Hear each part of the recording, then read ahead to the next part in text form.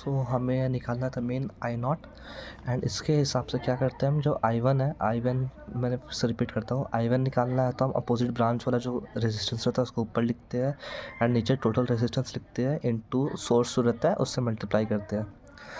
Then अब हम यहाँ चलते हैं आई नॉट निकालना, तो हम आई नॉट इसको कैसे लिख सकते हैं, I naught is equals to I total या आई सोर्स इनटू जो हमें आई नॉट मतलब ये राइट साइड वाला, तो हमें लेफ़्ट साइड वाला को ऊपर लिखना होगा, तो left plus right.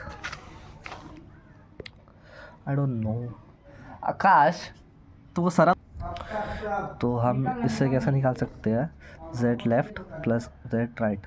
Z left कितना है हमारा, जेड लेफ़्ट कहाँ गया, इसके अगर हम सॉल्व करेंगे, रैशनलाइज करेंगे तो ये ऐसे वाला फॉर्म में आ जाएगा, कैलकुलेटर में सॉल्व हो जाएगा सिंप्लीफाई करने पे।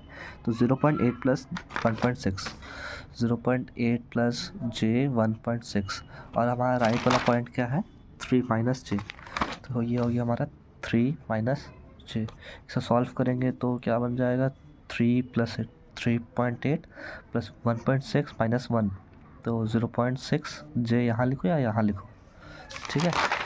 एंड अब आते हैं यहाँ पे, हो गया। अब मेन फार्मूला में सब चीज़ को बिठा देते हैं, तो आई नॉट इज इक्वल्स टू, ये आई एस क्या था हमारा, आई एस था हमारा, कहाँ गया आई एस था ये ऐसे, तो इसे हम कैसे लिख सकते हैं, this can be written as 5 is the amplitude, okay, angle what is the phase difference 40, 5 angle 40। सिर्फ पहला क्वेश्चन डिफ़िकल्ट लगेगा, बाकी सारे क्वेश्चन ईजी लगेंगे, आई प्रॉमिस देखते रहना, तो खुद देखेगी अभी, ठीक है। 5 एंगल 40 इंटू जेड लेफ्ट, तब कितना आया हमारा 0.8 प्लस, देखो 0.8 प्लस 1.6 जे, और टोटल कितना आया 3.8 प्लस 0.6 जे।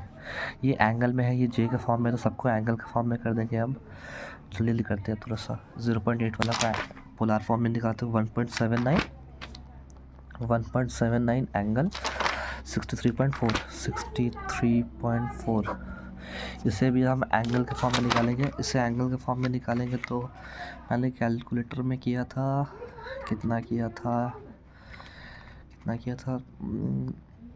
शायद 63.4 था, नहीं 8.97 था, हाँ 8.97, यहाँ पे था 3.88 और 8.97, मैं वैल्यूज़ कंफर्म कर दूँगा। तो अब इसमें कैसे होता है, इसको कैसे सॉल्व करते हैं, ये जो आगे वाला पार्ट है ये देखा तुमने कांस्टेंट पार्ट है, तो ये जैसे मेन डिवीजन होता है ये वैसे डिवाइड हो जाएगा, इन दोनों को डिवाइड करके देखेंगे हम तो 2.33 आएगा, नहीं कितना आएगा 0.4, हाँ चला गया वो 0.65 आ जाएगा। एंड ये फेस वाला पार्ट है, डिवाइड में है फेस, तो फेस डिवाइड में माइनस होता है, तो माइनस 8.97 करेंगे लगभग 54.4 आएगा। मैंने पीछे रफ वर्क किया है, मैं वो दिखाऊंगा तो और मिक्सअप हो जाएगा, ठीक है। अब ये एक पार्ट बच गया, अब ये एक पार्ट बच गया।